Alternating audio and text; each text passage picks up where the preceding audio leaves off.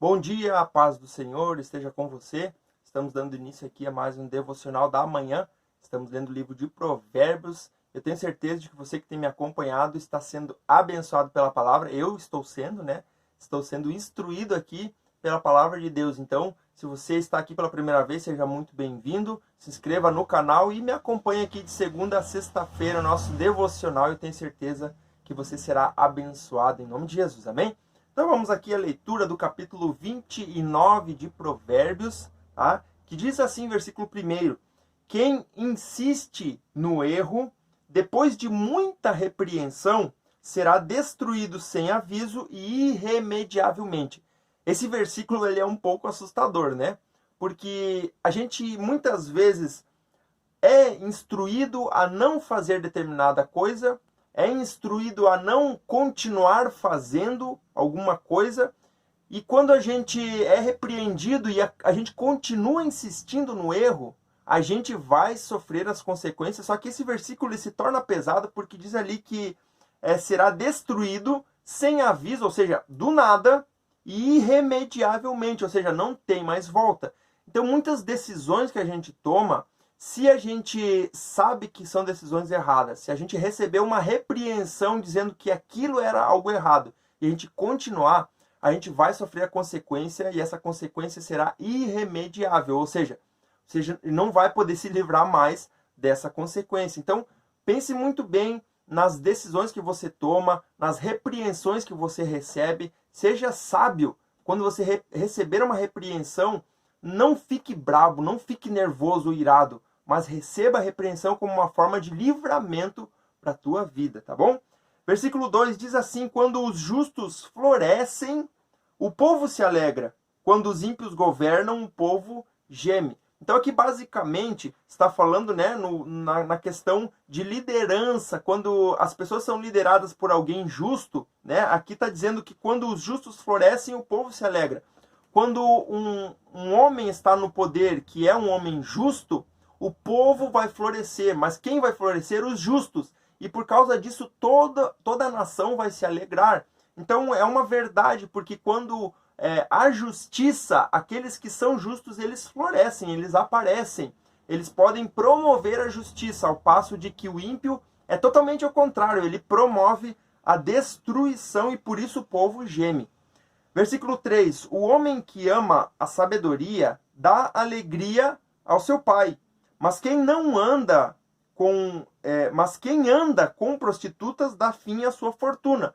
O que está querendo dizer aqui? Justamente de uma palavra chamada autocontrole. Quem não tem autocontrole acaba perdendo tudo aquilo que tem por falta de sabedoria, porque não consegue se controlar, porque não tem domínio próprio, que é o fruto do Espírito. Aqui ele cita o caso, né, que anda com prostitutas e dá fim à sua fortuna. Isso aqui é a falta de controle, porque quem anda com prostitutas não tem controle, não consegue se controlar. Nesse sentido aqui, é sexualmente falando, mas em muitos outros vícios as pessoas não conseguem se controlar e acabam se autodestruindo. Por quê? Porque não conseguem se controlar. Então isso é muito importante. Versículo 4. O rei que exerce a justiça dá estabilidade ao país. Está confirmando aqui o versículo 2, né? Mas o que gosta de subornos o leva à ruína. Então aquele governante que aceita suborno, né? Que aceita dinheiro ilícito, de forma ilícita, que recebe grandes quantias de dinheiro de forma ilícita e aceita isso como se fosse natural, ele vai destruir uma nação, ao passo que o rei que exerce justiça, ele estabiliza o seu país, ele deixa a sua nação estabilizada. Então aqui nós temos a grande diferença entre um governo, digamos, justo e um governo que é corrupto, né? Quando os reis, no caso ali ele usa o termo reis porque antigamente eram os reis que governavam, não era que nem hoje nós temos aqui os nossos governantes, mas eram os reis. Mas a ideia de liderança é a mesma coisa, né? Funciona da mesma forma. Versículo 5. Quem adula o seu próximo, você lembra dessa palavra, adular? Nós falamos ontem ali no versículo 23 do capítulo 28, né? Que falava sobre nós repreendermos o nosso próximo. Então, quem adula o seu próximo está armando uma rede para os pés dele. Aqui nós estamos dizendo que quando você adula o teu próximo, não repreende ele nos erros, na verdade você está destruindo ele também. Ontem nós falamos que aquele que faz isso está se autodestruindo, porque ele traz prejuízo para si próprio. Lembra da necessidade de aprovação que eu comentei? Mas aqui ele está falando que também a consequência vai vir para aquela outra pessoa que você não orientou. Então, por exemplo, você vê a pessoa fazendo algo errado e não fala, não repreende, não avisa, você está deixando aquela pessoa cair numa armadilha. E ela e você serão ambos destruídos. Só que a culpa que você vai sentir vai ser muito grande porque você sabia. Mas a necessidade de aprovação que você tinha fez com que você não tivesse coragem de falar para outra pessoa que ela estava errada. Então não deixe isso dominar teu coração. Versículo 6. O pecado do homem mau o apanha na sua própria armadilha. Mas o justo pode cantar e alegrar-se. Por quê? Porque o justo tem paz no coração, ao passo que o ímpio não consegue ter paz no coração. Então a gente precisa entender que a paz no coração, que é a prosperidade, que a gente tem falado muito aqui, ela só vem através da sabedoria. E quando nós adquirimos sabedoria, nós não conseguimos viver de forma na impiedade, né? Na crueldade, na maldade. A gente não consegue, porque a sabedoria nos livra, ela nos mostra o caminho certo a seguir. E isso vai trazer paz para o nosso coração. Versículo 7. Os justos levam em conta os direitos dos pobres, mas os ímpios nem se importam com isso. Olha só que interessante isso. Quando a gente fala aqui de riqueza, a gente está falando de propósito. O propósito da riqueza é ajudar aos outros. Então eu não vou olhar para mim somente. Eu vou olhar para mim, sim, mas eu vou olhar para o próximo também. O propósito da riqueza é olhar. E quem que é o próximo? É aquele que não tem. Eu não vou olhar para quem já tem, né? Eu não vou ajudar quem já tem, eu vou ajudar quem não tem. E quais são as pessoas que não têm? São os pobres. E aí então a gente ajuda esse pobre, essa pessoa que está na miséria a sair dessa condição e a crescer.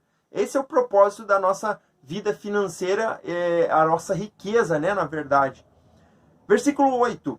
Os zombadores agitam a cidade, mas os sábios a apaziguam. Aqui é uma grande diferença. Nós devemos ser agentes de paz e não de briga, de discórdia e desavença. A gente precisa entender que a nossa função enquanto cristãos é trazer paz aonde a gente estiver e não causar confusão. Então, os zombadores agitam a cidade, mas os sábios a apaziguam. Então, o sábio entende o que é viver a paz e viver por paz. Versículo 9. Se o sábio for ao tribunal contra o insensato, não haverá paz. Por quê? Porque o insensato se enfurecerá e zombará. Porque o insensato ele jamais vai aceitar aquilo que o sábio está falando. Então, em outras palavras, o sábio vai estar perdendo tempo com o insensato estando diante de um tribunal. Porque o insensato não vai ceder, não vai abrir mão, mesmo ele estando errado. Então, é uma perda de tempo, muitas vezes, para o sábio ficar discutindo com o insensato. Versículo 10. Os violentos odeiam os honestos e procuram matar o homem íntegro. Então, aqui nós temos essa comparação entre o violento e o honesto, né? O homem íntegro. O violento jamais vai aceitar a forma que o íntegro vive, que o honesto vive. Por quê? Porque o honesto tem paz e o violento não tem. O violento quer ter paz, mas ele não consegue por causa da ação dele, do comportamento dele. Então ele vai olhar para o íntegro, ele vai olhar para o justo e vai ficar com raiva e vai querer a destruição dele. Versículo 11, preste atenção nisso. Versículo 11, olha só. O tolo dá vazão, ou seja, deixa, né, dá vazão à ira, mas o sábio domina-se. Nós falamos muito aqui que a sabedoria nos traz autocontrole, ou seja, nós conseguimos controlar a nós mesmos. O sábio, ele controla a si mesmo, ele tem domínio próprio. Quem é insensato não consegue se controlar. Ele não tem limite, ele ultrapassa os limites, ele nem sabe onde é que ele pode, até onde ele pode ir. Ele ultrapassa todo e qualquer limite que exista e ele acaba sofrendo as consequências por causa da vazão que ele dá para a ira. Versículo 12. Para o governante que dá ouvido a mentiras, todos os seus oficiais são ímpios. Isso aqui nos revela algo muito importante.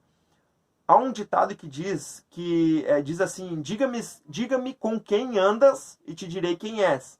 Porque dependendo de quem você anda, você vai se tornar igual a essa pessoa. Então esse versículo está dizendo que quando o governante dá ouvido a mentiras, todos aqueles que estão à sua volta vão se tornar que nem ele. Então cuide muito com quem você anda. Quem é o seu líder? Quem é a sua influência? Hoje nós vivemos aí nesse mundo aí de influência digital, né? Tem tantas pessoas na internet falando um monte de coisa e acabam influenciando milhões e milhões de pessoas. Quem tem sido a sua influência?